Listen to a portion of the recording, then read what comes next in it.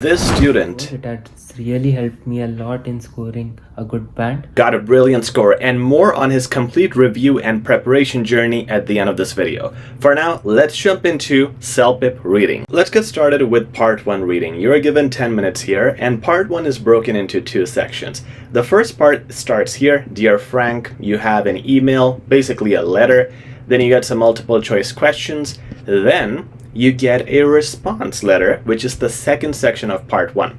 In the response letter, whoever you wrote to is writing back to you, and now the questions are embedded within this passage, and you have to answer based on how this person is most likely to respond. So first off, you don't need to skim through. Skip that. This is not IELTS. All you got to do is jump to the questions. You see question number 1, and you see the keywords. Who failed to notice Dave? Okay, so we're going to try to find something about Dave and who didn't notice him. That's in my mind. I'm going to go up and find it, but not so fast. Let me read the next thing as well. Who is the team leader of the group? Okay, so I'm trying to find something about team and their leader. And look at how I'm talking. I'm not just repeating the same words, but I'm trying to understand the concept. Because when we go up, the same words might not be given. Maybe instead of the leader, they might say the main person of the group, and they might shuffle the words. So I need to understand the concept, not the exact words. Now, I have looked at 2, and the benefit of this is if I go up and try to read here, maybe I'll find the answer for number 2 here and number 1 here. It's not necessarily in sequence. So while I'm reading, I have the chance to save myself more time and find multiple answers fast. Now, whenever I find any single answer, I'm going to come back down, look at the options then, not before, because I first need to verify what the real answer is. And now that I know it accurately, I can look at the options and answer perfectly instead of getting confused with too much information if I read this initially. Alright, so that's how you answer the first 5 to 6 questions in the CELPIP exam in section 1, reading part 1. Now once we go to section 2, which is the response letter, here the person, again, who was written to initially is responding. So now he responds to his friend, Dear Dave, I'm glad to hear from you after some time. I know you are not really, and then these are the options. Not really something with the company's decision. So all you gotta do here is go up and check what this initial person, what his reaction was, or what did he say about the company's decision. And with that, you will be able to answer these questions that are in the response letter. Now, you don't have that much time, by the way. In this part, as you can see, you only have 10 minutes. Most of your time will be spent in the first 6 questions, and that's fine. If you spend 7 to 8 minutes in the first 6 questions, that's actually good. You need more time there. But when you're here in questions 7 to 10 or 7 to 11, you want to spend 2 to 3 minutes only. You would already know these answers because you have read the initial passage. And now you would use your memory and overall understanding of the tone to see what is most likely going to be said by the other person.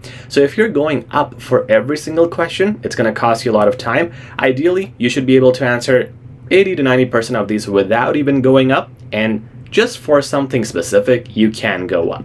Of course, to be accurate, it's always good to go up, but you just don't have that much time, so don't go up every single time. When we go to part 2, this is something that only happens in CELPIP. You have a picture in a reading part. So here you would have a picture, but essentially in the picture you have lots of words too. So these are pictures of brochures, advertisements, and things similar to that nature. So you would read the picture first. In this case, we don't look at the questions, we read the picture. Reason being, you can see the words are not as many as the other parts, and you can quickly get an idea of what the downtown tour includes, carnival includes, and so on. Usually when we have columns like these, we have, for example, here you can understand everything is going to be relating to moving around downtown. This is going to be about a carnival, and this is going to be about a picnic. Sometimes it's like high income, low income, middle income. Sometimes it's the top package, the golden ticket, or the basic silver package, and so on. So as soon as you understand the main criteria, the main idea behind the brochure or marketing, you would have a very good chance to get everything right once you go down into the questions here. So this is a passage, usually an email that is written from one person to another, and the questions are once again embedded. So you can see here there is question number 1, and it's embedded within this sentence. It says, Your mom and I thought that since we are a large family and since we prefer something without activity, the something will be most suited to us. So here is what you would answer.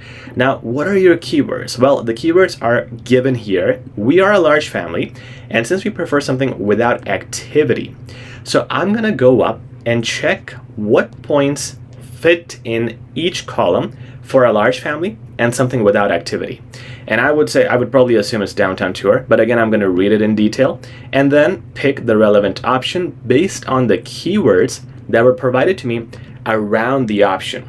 We're doing a free giveaway. Lucky winners will be chosen at random from the comment section down below. All you gotta do is like the video, comment down below. You'll be contacted if you're chosen for our free mock test and free assessment, okay?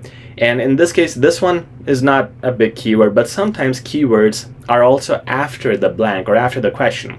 So I'm going to be looking at the words after and the words before that question that is embedded in the email. Go up, find the answer, and come back down and get it.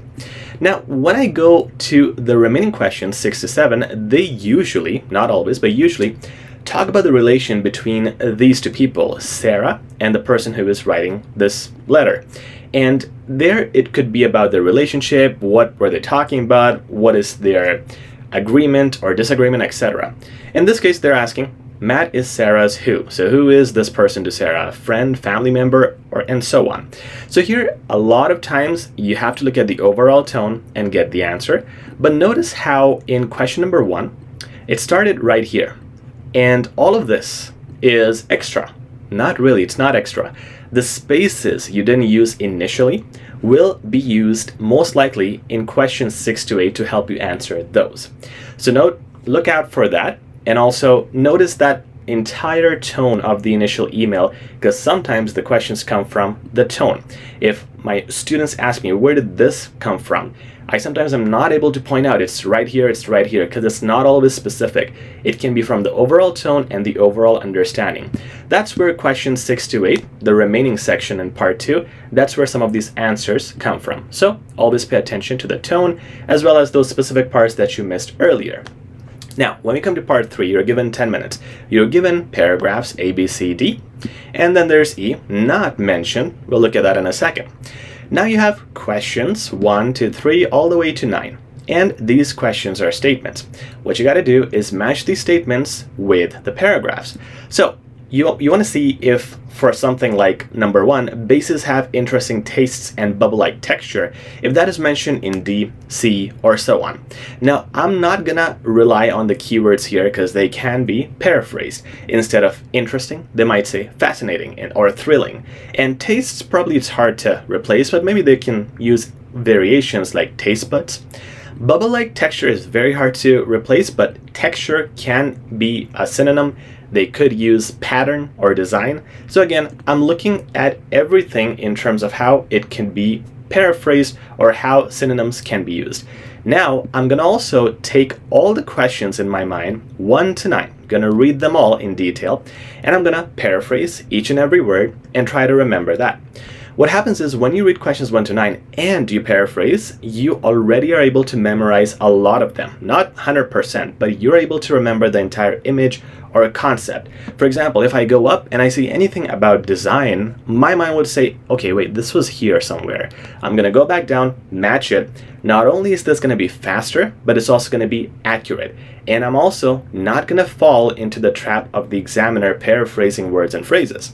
Once again, you're gonna look at 1 to 9, paraphrase them. Your mind will retain a lot of that information. Go to paragraph A, read it, understand it, see what matches, come back down and match it. Then do the same thing with B and C and so on. One thing you will notice with this approach is as you go down in the paragraphs, A, B, and then C and D, D will be the fastest, A will be the slowest. Because by the time you're at D, you would have done a lot of these answers already for the first few paragraphs, so you will have fewer and fewer options, which means your timing will get better and better. So it's okay to spend more time at the start and less time at the end. Don't panic if that happens, that's actually a good thing. Now, whatever is left at the end, maybe I couldn't find anything for 4 to 5 in matching paragraphs, that means that's going to be E. You don't have to look for E necessarily. All you got to do is whatever does not match, you don't have an answer, put E next to it. Simple as that. Okay, now when we go to part 4, this is the long one, 12 minutes, lots of complicated vocabulary, and questions very similar to part 1. You would have multiple choice questions based on the passage, and then you have something like a response letter where this person is now a commenter. He is the one who saw the initial article, and he is responding on that article. And the questions are embedded right here, as you can see, in his response. So very similar to part 1, but for vocab, one thing is you cannot just rely on going into the exam with tips and tricks. You have to practice good vocabulary. It's not only going to help you here, it's going to help you in reading, listening, writing, speaking, all 4 modules. So make sure to use vocab lists at home. Use them in our course. The course link is in the description. Comes with 800 plus CELPIP specific words that you want to memorize before your exam. Check it out in the description. And again, practice as much as possible. So vocab needs to be really good. The other thing is you want to understand what the players in the, not literally, but the players, meaning the people who are talking in the passage, what are they talking about? And I'm going to get this idea within the first few lines. So, Garrett Rogers, an avid NBA fan for over 15 years, has been decorating his room with posters of the greatest NBA player of all time, aka the GOAT, as he calls him. We're talking about none other than LeBron James. Okay, so Garrett likes LeBron James. He's a fan. This paragraph further explains it. And Todd Carter is a critic, so I'm guessing he does not like LeBron James. And he blasts Garrett on his views about James. That's it. So I know this guy doesn't like LeBron James. This guy likes LeBron James. And now I'm ready to face the questions. In fact, if you just try now, if you just want to give it a try, you might be able to get 3 out of 5 correct just by knowing that information. Because a lot of these questions ask you, why is this person arguing with that person? Why do they agree? And something like, which of the following claims are arguable? And again, it's all about the argument. As long as you understand this person has this opinion, this person has that opinion, you're able to answer majority of the questions, or even the questions that are not related to the argument, you're able to understand them better. So understanding that this is a fight and this is a debate is important to get the theme of the passage and questions. Similarly, when we come to the commenter, this guy down here, you want to understand his opinion as well, because he's going to support one person over the other. So this guy says, while LeBron will no doubt go down in history as one of the greatest, let me list some of Kobe's attributes that will settle this debate. So this guy is going to be anti-LeBron as well. And with that, all his points, all the answers that are going to come here are going to be against LeBron. If there's anything favoring Kobe, that's going to be the answer. Anything against LeBron, that's going to be the answer. So tone, understanding that is very important. In fact, you can tackle a lot of those vocabulary issues if you understand the tone. You would understand overall what these people are trying to say and what the answer should be. One other thing is watch out for the names being paraphrased. How do names get paraphrased? Because they use the last names, Garrett Rogers, and here it's just Rogers. And they do this a lot of times. In fact, here you have other names, and then you have Todd Carter, who's going to be later Carter, and then you have LeBron and Kobe, and all these names are being thrown to confuse you. In the questions too, the last names could be used, or the first names, or both. So don't be confused by them. If you see the word Carter again, know that it's Todd Carter, and so on for the other names. Okay, that's it guys for this video. Now I'd like you to see what one of our students who purchased our CELPIP self-paced course has to say. Hi Sean, how's it going? First of all, thank you so much for your self-paced 15-hour CELPIP course. It has really helped me a lot in scoring a good band. I was confused between IELTS and CELPIP, so randomly I came across your channel on YouTube and I bought the course immediately.